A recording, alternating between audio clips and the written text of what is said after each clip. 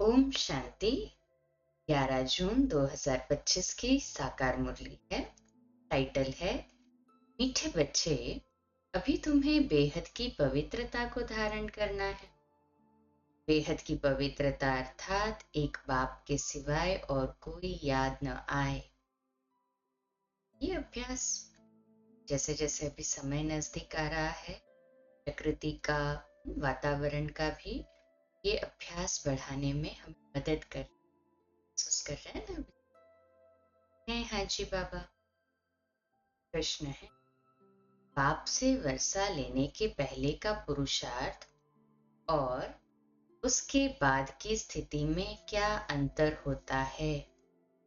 पर जब तुम बाप से वर्षा लेते हो तो देह के सब संबंधों को छोड़ एक बाप को याद करने का पुरुषार्थ करते हो, और जब वर्षा मिल जाता है तो बाप को ही भूल जाते हो।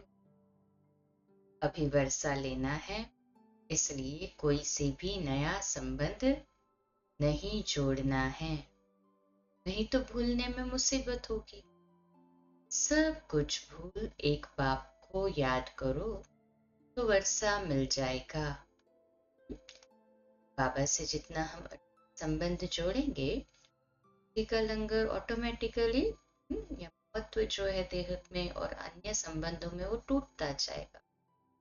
साथ में बाबा ने कहा अभी नए संबंध भी नहीं जोड़ने, बस पीछे। ठीक है, ये वक्त जा रहा है, समय बहुत अमूल्य है, कम समय में बहुत अधिक पुरुषार्थ कर। ओम शांति। मीठे मीठे रूहानी बच्चों प्रति बाप समझाते हैं, ज्ञानी और अज्ञानी किस किस को कहा जाता है, ये सिर्फ तुम ब्राह्मण ही जानते हो। ज्ञान है पढ़ाई, जिससे तुम जान गए हो कि हम आत्मा है और परम पिता परमात्मा है। तुम जब वहां से मधुबन आते हो तो पहले जरूर अपने को आत्मा समझते हो। लौकिक से जब मधुबन जाते हैं तो आत्मा समझ के ही जाते हैं।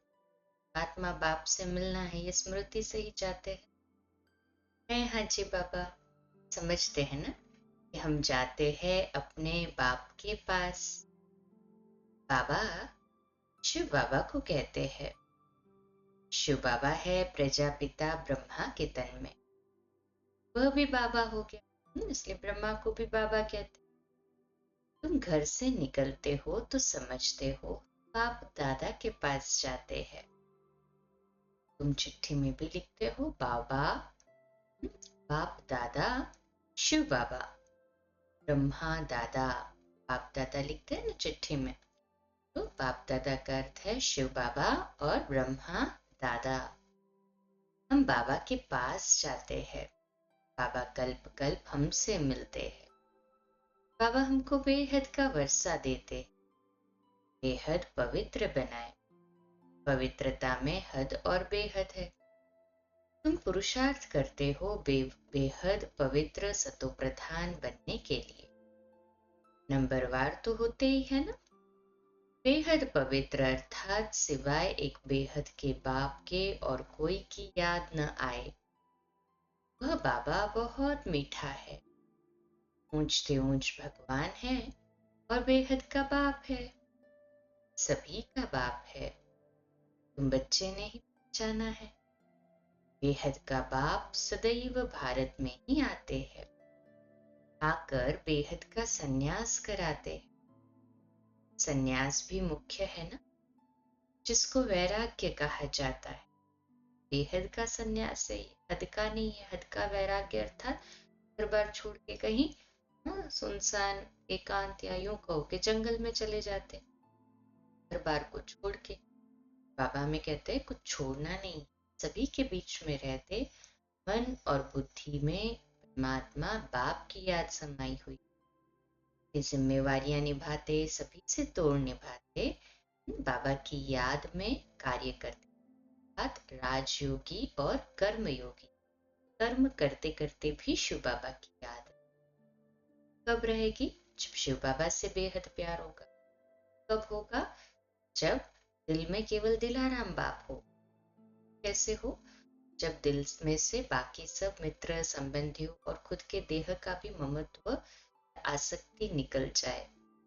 इसीलिए ये वैराग्य है, बेहद का वैराग्य। बाप सारी पुरानी छीछी दुनिया से वैराग्य दिलाते हैं। बच्चे, इनसे बुद्धि का योग हटा दो। इनका नाम ही है नरक, दुखधाम। खुद भी कहते रहते हैं। कोई मरते हैं तो कहते हैं स्वर्गवासी हुआ। तो नरक में था ना, स्वर्ग में गया, स्वर्गवासी हुआ माना कहाँ था? पूछो, नरक में। तुम समझते हो, ये जो कहते हैं वह भी रॉन्ग है। स्वर्ग में तो कोई जाती नहीं आत्मा, तो शरीर छोड़ती है तो वापस यहीं पार्ट बच जाती है। तो एक्चुअल में तो ये भी गलत हुआ ना। तो अभी बाप राइट बात बताते हैं। स्वर्गवासी बनने के लिए अभी ही पुरुषार्थ करना होता है। स्वर्गवासी बनने लिए भी सिवाय बाप के और कोई पुरुषार्थ करा न सके। तुम अभी पुरुषार्थ कर रहे हो 21 जन्मों के लिए स्वर्गवासी बने। बनाने वाला है बाप। उनको कहा ही जाता है हेवनली गॉड फादर। खुद आकर कहते हैं, बच्चों हम पहले तुमको शांति धाम ले जाऊंगा। मालिक है ना। शांति धाम जाकर फिर आएंगे सुख धाम में पार्ट बजाने। हम शांति धाम जाएंगे तो सब धर्म वाले शांति धाम जाएंगे। बुद्धि में ये सारा ड्रामा का चक्र रखना है। हम सब जाएंगे शांति धाम, फिर हम ही पहले आकर बाप से वर्षा पाते। जिससे वर्षा पाना होता है उनको याद जरूर करना है। बच्चे जानते हैं वर्षा मिल जाएगा तो फिर बाप की याद भूल जाएगी। वर्षा बहुत सहज रीति मिलता है। बाप सम्मुख कहते हैं, मीठे बच्चों तुम्हारे जो भी देह के संबंध है सब भूल जाओ। अभी कोई भी नया संबंध नहीं जोड़ना है। फिर कोई भी संबंध जोड़ेंगे तो फिर उनको भूलना पड़ेगा। समझो, बच्चा व बच्ची पैदा हुए तो वह भी मुसीबत हुई। एक्स्ट्रा याद बढ़ी ना, एक्स्ट्रा याद उनकी बढ़ गई। बाप कहते हैं सबको कुल एक को ही याद करना है। वही हमारा माता पिता, टीचर, गुरु आदि सब कुछ है। एक बाप के हम बच्चे, भाई बहन हैं। चाचा मामा आदि का कोई संबंध नहीं। ये एक ही समय है जबकि भाई बहन का संबंध ही रहता है।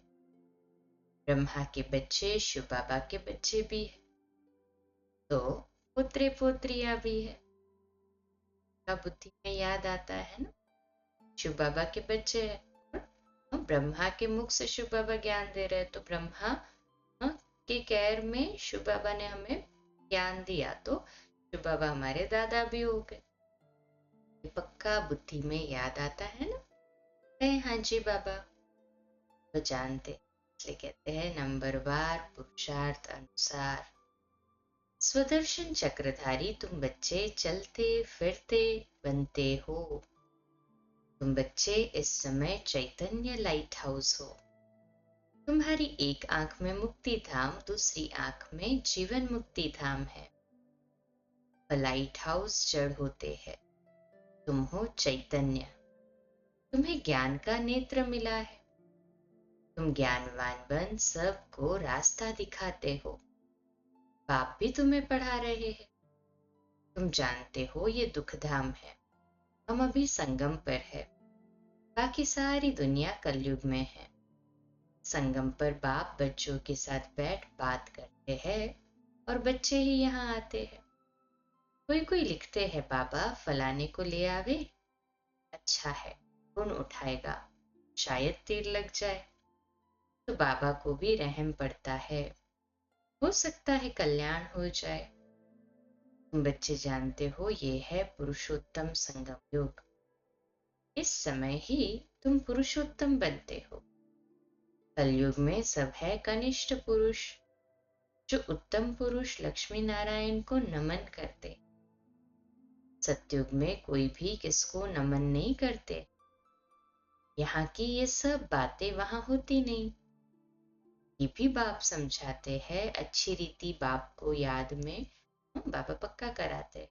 ये अच्छी रीति बाप की याद में रह सर्विस करेंगे तो आगे चल तुमको साक्षात्कार भी होते रहेंगे। तुम कोई की भी भक्ति आदि नहीं करते हो, तुमको बाप सिर्फ पढ़ाते हैं। घर बैठे आप ही साक्षात्कार आदि होते रहते हैं। बहुतों को ब्रह्मा का साक्षात्कार होता है, उनके साक्षात्कार के लिए कोई पुरुषार्थ नहीं करते। बेहद का बाप इन द्वारा साक्षात्कार कराते हैं। शिव बाबा ब्रह्मा बाबा द्वारा साक्षात्कार कराते। कईयों को ब्रह्मा बाप का साक्षात्कार होता है, देखा नहीं होता है ब्रह्मा को, साक्षात्कार होता है, फिर बाद में ढूंढते हैं। मार्ग में जो जिसमें जैसी भावना रखते हैं उसका साक्षात्कार होता है। जब भक्ति करते हैं तो जिस देवी या देवता में या शिव बाबा में भी जो बहुत एक तरह से भावना रखते हैं, वो भावना का भाड़ा तो दे ही देता है ना बाबा, साक्षात्कार करा देता है।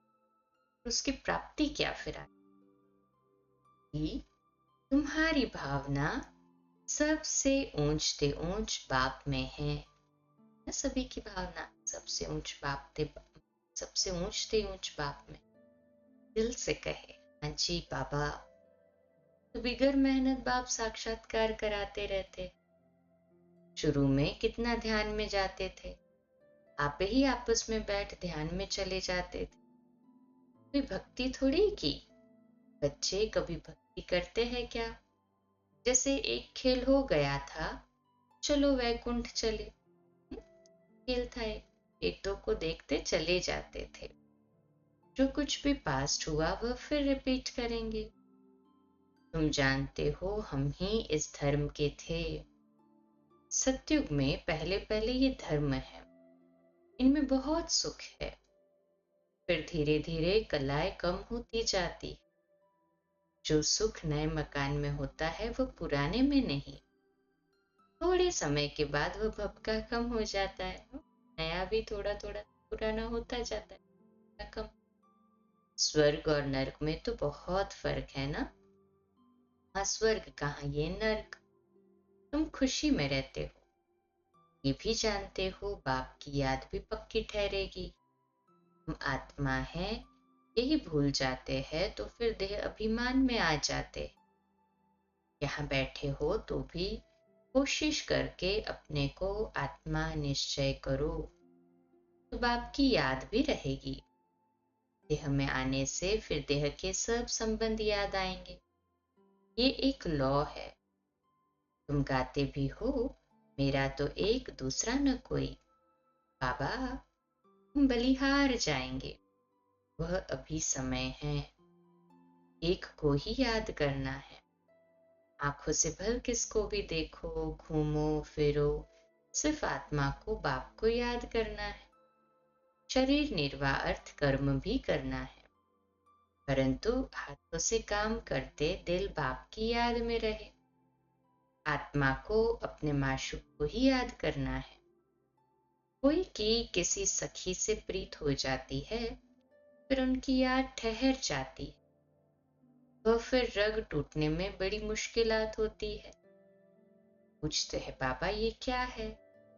अरे तुम नाम रूप में क्यों फंसते हो?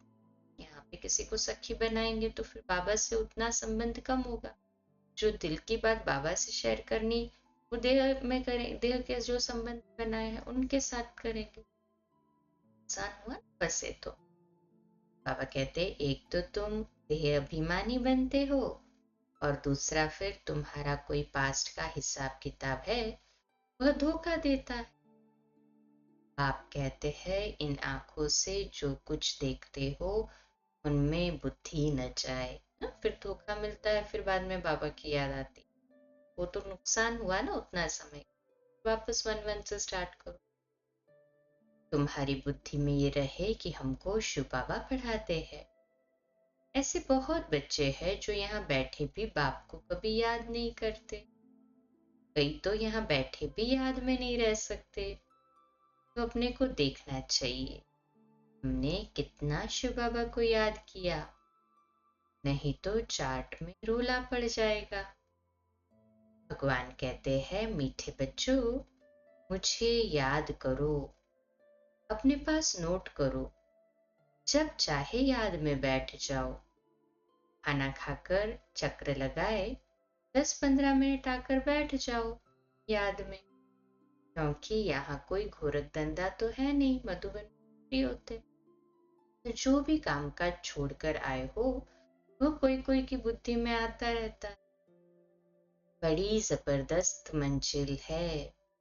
तब बाबा कहते हैं अपनी जांच करो, ये तुम्हारा मोस्ट वैल्यूएबल टाइम है। मार्ग में तुमने कितना टाइम वेस्ट किया है। दिन प्रतिदिन गिरते ही रहते हो। श्री कृष्ण का दीदार हुआ, बहुत खुशी हो जाती है, मिलता तो कुछ भी नहीं। बाप का वर्षा तो एक ही बार मिलता है। अब बाप कहते हैं मेरी याद में रहो तो तुम्हारे जन्म जन्मांतर के पाप मिट जाए। स्वर्ग का पासपोर्ट उन्हीं बच्चों को मिलता है जो याद में रहे, अपने विकर्मों को विनाश कर कर्मातीत अवस्था को पाते हैं। नहीं तो बहुत सजा खानी पड़ती है। बाबा और भी राय देते हैं, अपने ताज व तख्त का फोटो अपने पॉकेट में रख दो तो याद रहेगी। इनसे हम ये बनते हैं, जितना देखेंगे उतना याद करेंगे, फिर उसमें ही मोह लग जाएगा। हम ये बन रहे हैं, नर से नारायण। चित्र देखकर खुशी होगी। चित्र देखेंगे तो स्मृति आएगी, अरे हम ये बन रहे, खुशी होगी। फिर कौन याद आएगा? बनाने वाला याद आएगा, बाबा याद आएगा ना। कहें हाँ जी बाबा। ये सब पुरुषार्थ की युक्तियां हैं। कोई से भी तुम पूछो सत्यनारायण की कथा सुनने से क्या होता है। हमारा बाबा हमको सत्यनारायण की कथा सुना रहे हैं, कैसे 84 जन्म लिए हैं। वह भी हिसाब तो चाहिए ना। सब तो 84 जन्म नहीं लेंगे। दुनिया को तो कुछ भी पता नहीं है, ऐसे ही मुख से सिर्फ कह देते हैं। इसको कहा जाता है थ्योरेटिकल। ये है तुम्हारा प्रैक्टिकल। अभी जो हो रहा है उनके फिर भक्ति मार्ग में पुस्तक आदि बनेंगे। तुम स्वदर्शन चक्रधारी बनकर विष्णुपुरी में आते हो। यह है नई बात। रावण राज्य झूठखंड, फिर सचखंड राम राज्य होगा। चित्रों में बड़ा क्लियर है। अभी इस पुरानी दुनिया का अंत है। 5000 वर्ष पहले भी विनाश हुआ था। साइंसदान जो भी है उनको ख्याल में आता है कि हमको कोई प्रेरक है। सामग्री तो बनाते जा रहे, कहते हमको कोई प्रेरणा दे रहा है, तो हम ये सब करते रहते हैं। समझते भी है ये करेंगे हम, इनसे सब खत्म हो जाएंगे, परंतु परवश है, डर लगा हुआ है। समझते हैं घर बैठे एक बॉम्ब छोड़ेंगे तो खत्म कर देंगे, एरोप्लेन पेट्रोल आदि की भी दरकार नहीं रहेगी। विनाश तो जरूर होना ही है। नई दुनिया सतयुग थी। क्राइस्ट से 3000 वर्ष पहले स्वर्ग था, फिर अब स्वर्ग की स्थापना हो रही। आगे चल समझेंगे। तुम जानते हो स्थापना जरूर होनी है, इसमें तो पाई का भी संशय नहीं, 100% निश्चय है ना इसमें। कहे हाँ जी बाबा, स्थापना का ही कार्य चल रहा है अभी। स्थापना का कार्य होगा तभी विनाश होगा, विनाश का कार्य पूर्ण होगा, परिवर्तन पूर्ण होगा, तभी नई दुनिया में पालना होगी। ये ड्रामा चलता रहता है कल्प पहले मुआफिक। ड्रामा जरूर पुरुषार्थ कराएगा, ऐसे भी नहीं जो ड्रामा में होगा सो होगा। पूछते हैं पुरुषार्थ बड़ा या प्रारब्ध बड़ी? पुरुषार्थ बड़ा, क्योंकि पुरुषार्थ की ही प्रारब्ध बनेगी। पुरुषार्थ बिगर कभी कोई रह न सके। तुम पुरुषार्थ कर रहे हो ना? कहे हाँ जी बाबा। कहाँ कहाँ से बच्चे आते हैं, पुरुषार्थ करते हैं, कहते हैं बाबा हम भूल जाते हैं। अरे शिव बाबा तुमको कहते हैं मुझे याद करो।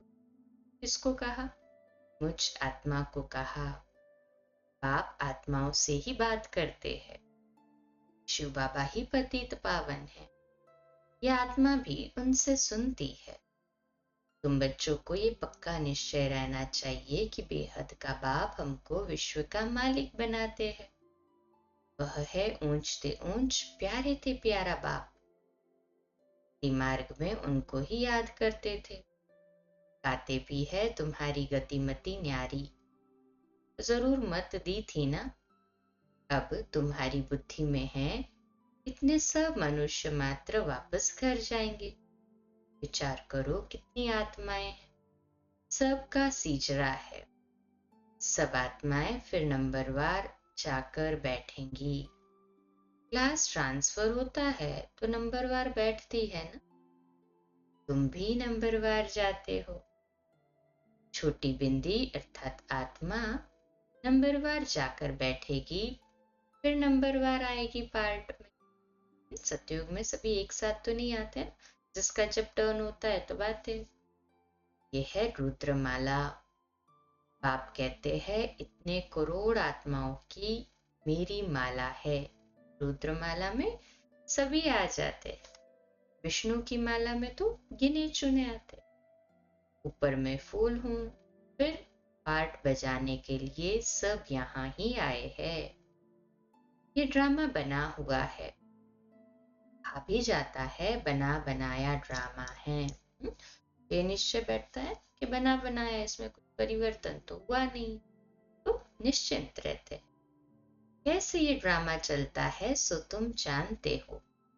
सबको यही बताओ कि अपने को आत्मा समझ बाप को याद करो तो तुम्हारे विकर्म विनाश होंगे, फिर तुम चले जाएंगे। ये मेहनत है। सबको रास्ता बताना है। तुम्हारा फर्ज है। तुम कोई देहधारी में नहीं फंसाते हो। पाप तो कहते हैं मुझे याद करो तो पाप भस्म हो जाएंगे। पाप डायरेक्शन देते हैं सो तो करना पड़ेगा। पूछने की क्या बात। कैसे भी करके याद जरूर करो। इसमें बाबा क्या कृपा करेंगे। याद तुमको करना है, वर्षा तुमको लेना है।